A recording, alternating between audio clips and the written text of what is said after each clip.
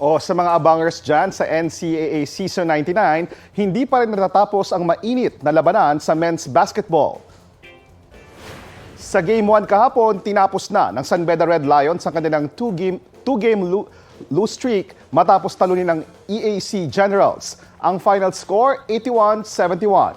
Sumunod naman diyan ang laro ng LPU Pirates at Letran Knights. Sa huling ilang minuto niyan, tatlong magkakasunod na tres ang pinakawalan ng Pirates. Ang final score po, 85-79. Sa Game 3 kahapon, hindi nagpahuli sa pagpapakitang gilas ang pagkatapat ng Mapua Cardinals at San Sebastian Golden Stags. Sa dulo, nanaigang Cardinals sa score na 70-63.